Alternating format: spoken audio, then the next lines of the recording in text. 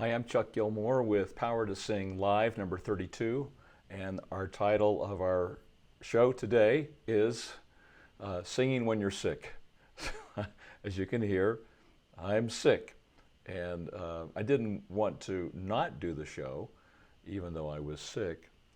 I feel actually I don't feel too bad, but I am definitely in trouble vocally. So I'll give you some history on that. I want to first of all make sure that everybody can hear me and see me all right. So I'm going to open up my live chat window here, just to double check. If you've joined me, please say hi and let me know that you can hear me and see me and that everything's okay. And we'll begin the show. So it's a beautiful rainy spring day in the Utah area. Our elevation here in my home, at my home, is about, I think it's around 4,003 or 400 feet in elevation. And so it's quite a bit higher than maybe some of you who might be at sea level. Yes, I can see you. Hi, John. Valentina, hello. Demi, I can hear you and see you. Great. Hi, Demi. Nice to have you with me today. I hope this is somewhat of an interesting topic today.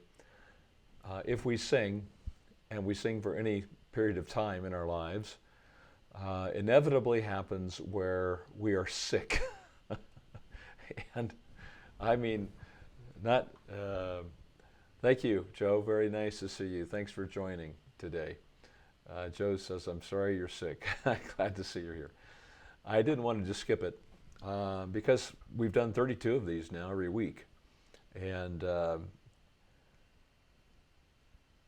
Bhavya, hello. I'm not sure I'm pronouncing your name correctly, but I'm so glad you're with us today. Let's talk about this because I don't want to spend too much time on this. I do want to get to any questions you might have. And I apologize right now. I may not be able to do a demonstration vocally. We'll just have to see what happens here. But first of all, let me give you a little background. A week ago, I got a sore throat. And as the sore throat progressed during the week, I could still vocalize. It got kind of severe on one or two of the days, so I started taking some medications. I take some Tylenol and I take some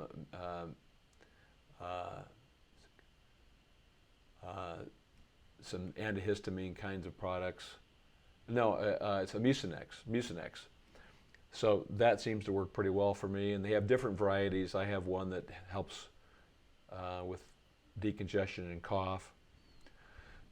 And I thought it was clearing up. My throat got less sore as the weekend came on.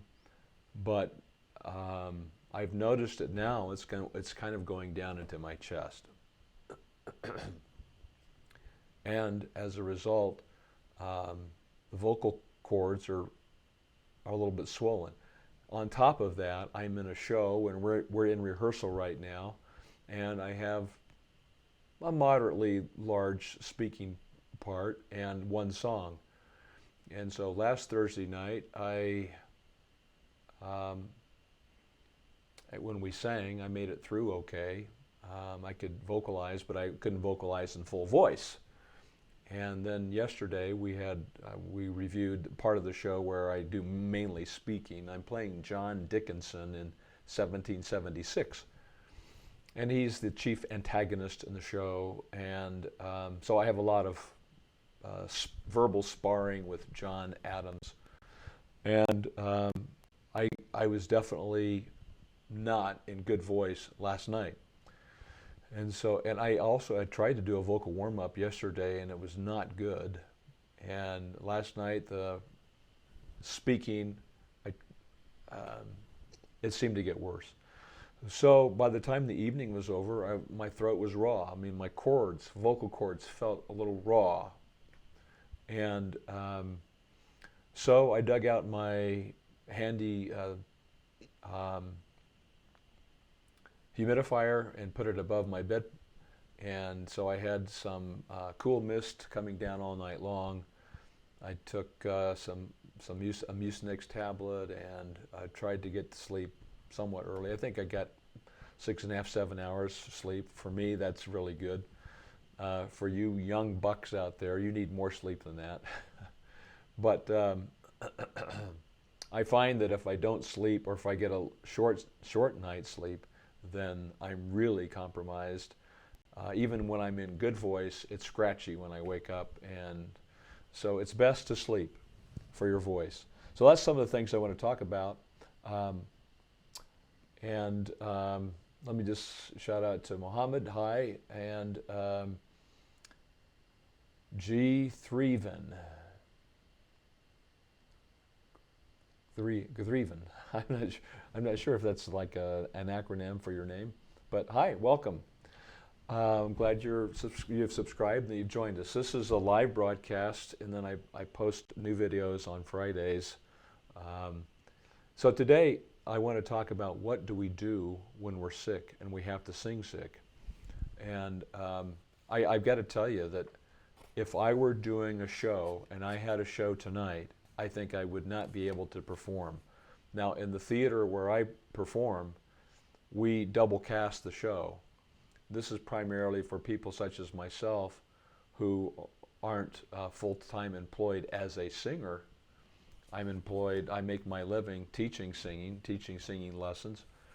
And so the people who perform have jobs, they have other jobs. And so it gives us an opportunity in a situation like this where the show will continue. I just need to get my counterpart to do the show for me. I don't think I'd be able to do the show. So we'll see. I'm going to actually try a couple things here. First of all, I want to tell you, let's talk about how to deal with illness. Number one, we talked about that, getting plenty of sleep, get to bed early, and sleep as long as you can. I'm really not sick enough not to work, but I work and speak, so I have to kind of be careful with this because I don't want to injure my voice. I have injured my voice singing sick, so I'm really opposed to singing sick. The brief history of that was I took I missed a show. I was just I had the worst sore throat in the world. It was just awful. I couldn't vocalize. I had an A flat in the song. Guess what? Today would be one of those days. I can't vocalize an A flat.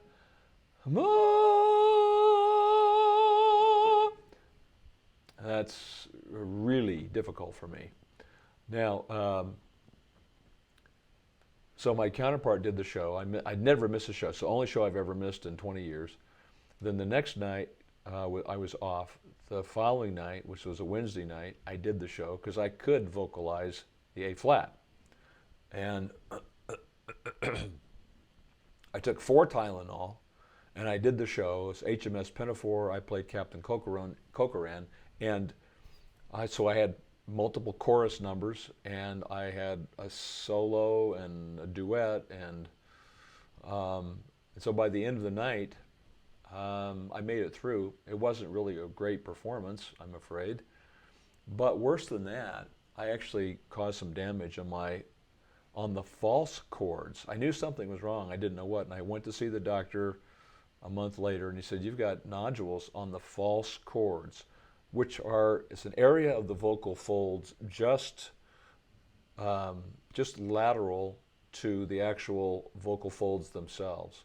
This little area of and they were bilateral and they were symmetric right across from each other. And the doctor said, "I've never seen anything like that." So I also had some reflux, so that was not allowing it to heal. So I went on some medications, and it really took about 5 to 6 months before I felt like I was back to normal. So don't sing sick. If you have to cancel your gig, you have to cancel your gig. You can miss months of singing. You can really damage your voice. If the nodules had been on my cords, I could have even risked surgery, or I could have risked rupturing my vocal folds. So I really recommend you not sing sick if you possibly can avoid it. So now let's talk about care of your voice when you're ill. Plenty of sleep. if you are not sick enough that if you can still vocalize and you really have to sing and it's not severe, you still are going to be a little bit compromised. And so I recommend doing some warm-ups that are easy and gentle. And the bubble lip is a great warm-up. And I'll tell you right now, if you'll go to powertosing.com, and let me just show this to you. Quite sure I have this here. Let me just double check. So if you go to powertosing.com, that's me. And you go to episode 98, is Should I Sing Sick? And there's lots of recommendations there. And episode 99, you'll get a lot more detail on our topic today. Now,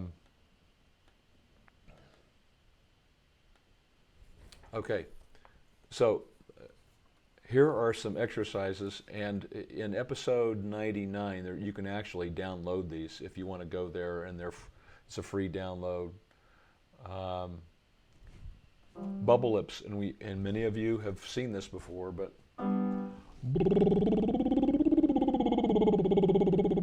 really the whole purpose of the exercises is just to limber up the chord structure, get the blood flow going, get some moisture to the surface of the chords so that they're in a condition to sing.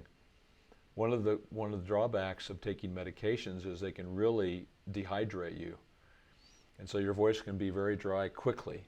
So I recommend that during the day of the performance you stay very well hydrated.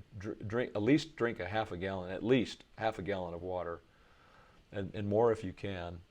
You have to be careful that you don't drink so much just before the show that you can't get through the show without having to leave the stage, right? So a gentle warm-up besides bubble lips is the tongue trill. If you can hear that, I'm actually cracking.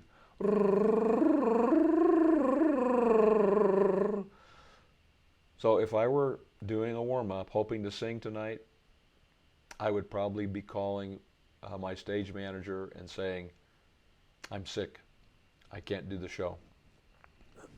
So you need to be a little healthier than this to even do these exercises. Another great exercise is just an ooh. Ooh, ooh, ooh. Can you hear that break? There's nothing I can do about that. But the ooh is what you would use. And in episode 99, I think there's, I can't remember if I have this scale or not, but ooh. Also E, and you don't want to do these hard. E, I'd add a little bit of a dopey sound. E,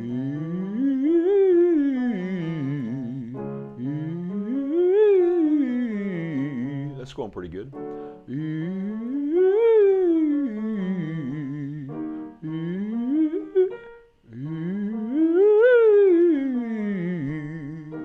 Well, that's the B flat. That's encouraging. But you can tell I'm going really, really light.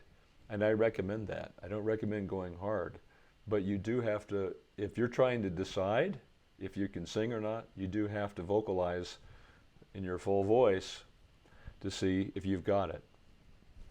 Another one is O. Oh. Let me just try it and see what happens. Oh. Oh. I wouldn't accept that. If I had to perform tonight, I would be so sad, but I just would not accept the quality of that voice.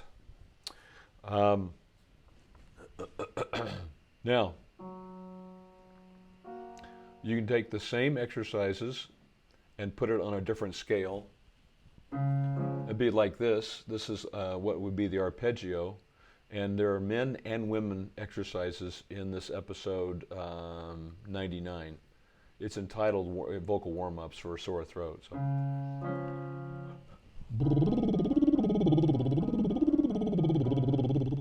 or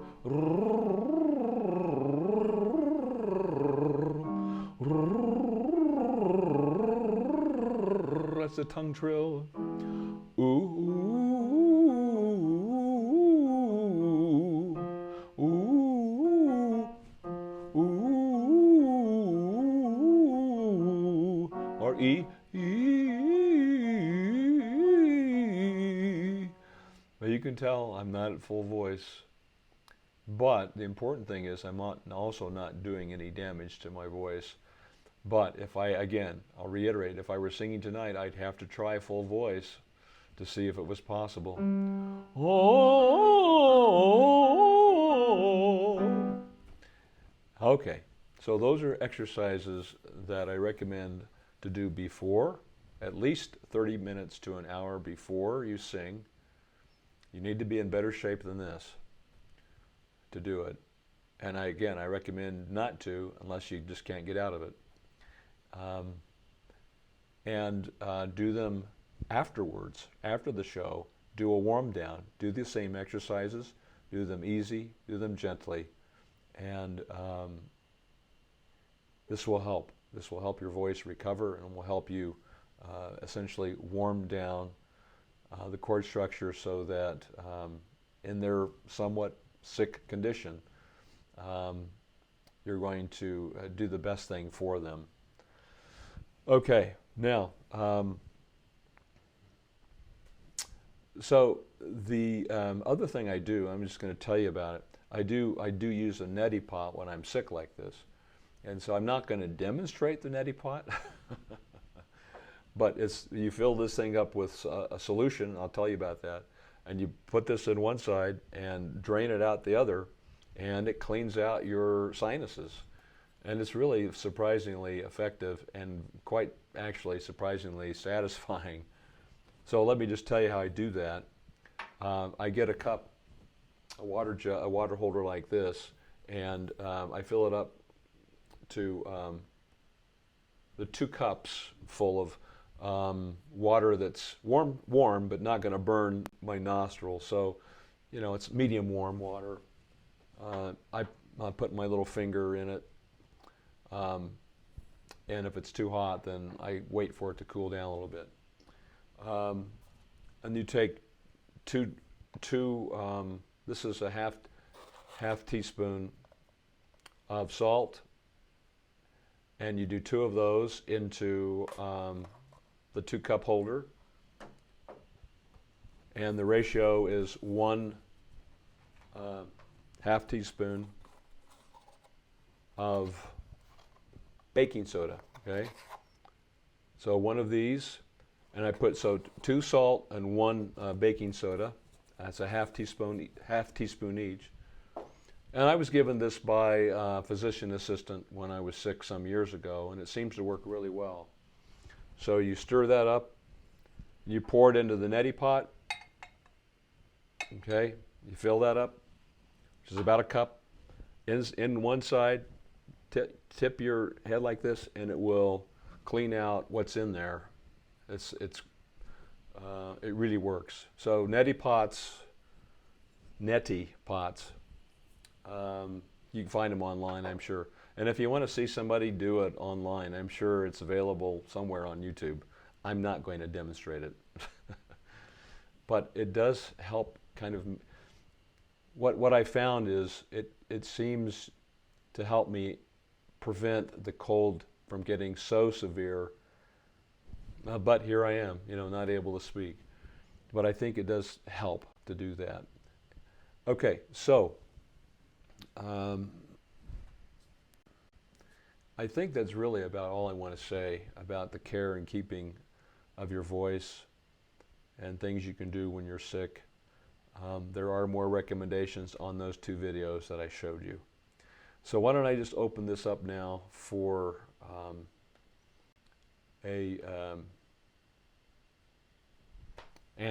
question and answers that you might have, and I'll see what I can do as far as if I need to do any demonstrations. We'll see. So any questions that you might have, thanks you guys. I appreciate your sympathies for my illness. Again, I'm not in pain. I know I've got some stuff in my chest and it's kind of latched onto my cords. Um, I'm sure it'll be okay in a few days. Keep my fingers crossed. Okay. This is from Mohammed. I am in exam period, so I don't see your live videos, but they're great. Thanks, Mohammed. Any questions you guys have? I'm happy to try and answer them right now. Should we work within the range allowed by the illness before it starts cracking, or shut it down altogether? That's an interesting question. I'm thinking that. I'm sorry, what does that say? Oh yeah. Well, I don't know. I don't have a bottle of it. My wife was reminding me that I do have. This is some solution she gave me, and it's got. I just don't know what it's called. doTERRA. It's some kind of oil, mineral oils, and this kind of smells like a little bit kind of like a licorice smell, and it really, I have to say, it's quite soothing. I can drink it, and you can gargle with it too, but I don't know that it's really does anything other than kind of soothe my throat, and that's really quite nice. Is this it right here?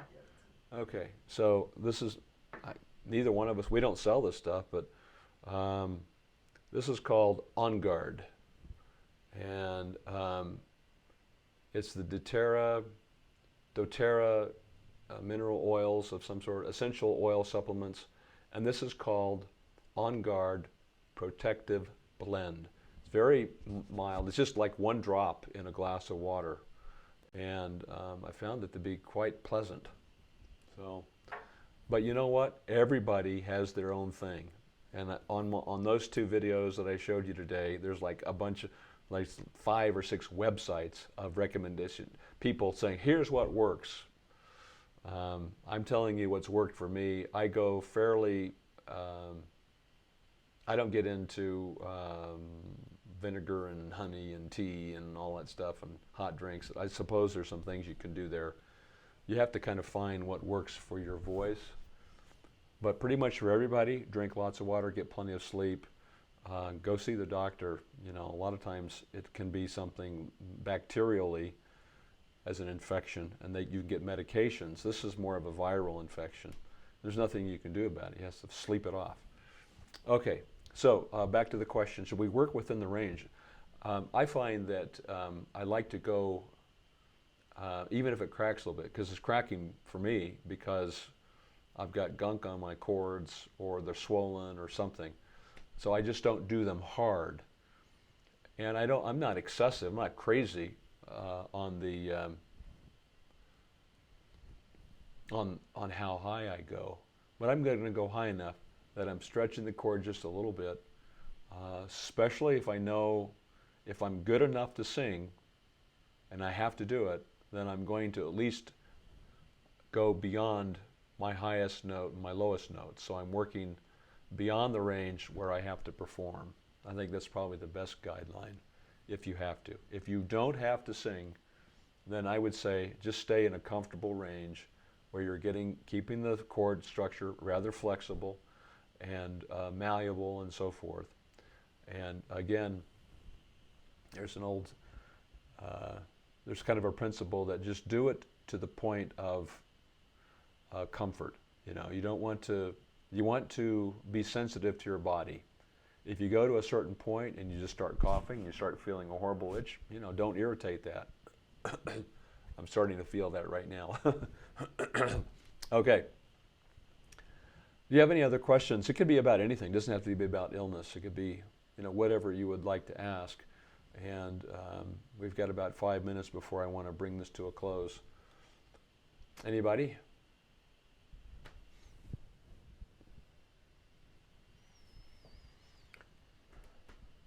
I'll just give you a second if you want to gather your thoughts. On all of the warm-ups, I would say do them and warm downs. Do them lightly, do them gently, do them softly. Unless you have to test your voice to see if you can perform tonight, I would do that. I would be easy on this. If you start to crack or if you start to break, You could add a little bit of a dopey sound, that helps. Or a little bit of a hooty sound. So if I said, oh, oh, oh, you can hear that kind of that hooty, oh, oh. I'm adding a kind of a dopey sound too. Oh,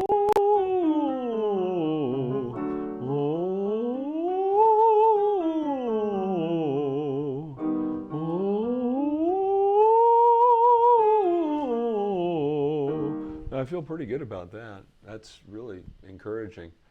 I don't know that I could sing the number I have to sing because it's not really a hooty sounding number. But at least that's starting to get my vocal cords are moving, and I'm able to relax a little bit into that. They're not too tight. So that's encouraging. Demi asked, do you have any recommendations about allergies? I have an allergy to dust, and it really affects my sinuses. Demi, do you use a neti pot? I'd recommend a neti pot, and you could do that wash. Basically, as you're washing your nasal passages in the morning when you wake up, and in the evening before you go to bed. I would just do it twice a day, and that will help minimize some of the dust and pollen and so forth. That would be a good move on. But you know what? There's some allergies that are just, they're tough. Allergies are tough. And so you have to, use your medication to minimize the impact of the allergies. Interesting you would ask that question. I did the same show I'm talking about, 1776, about 10 years ago, and I played the same character. And our lead, who played John Adams, we did at this time of year, springtime in the Rocky Mountains of the United States, and he had annual allergies.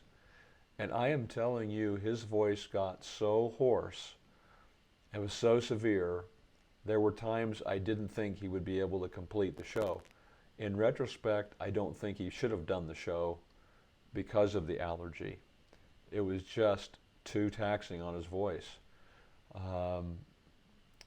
So that's a very, very difficult thing, Demi. And if you have to plan around your performances and so forth, yeah. So give it a try. Give the neti pot a try. I think you'll.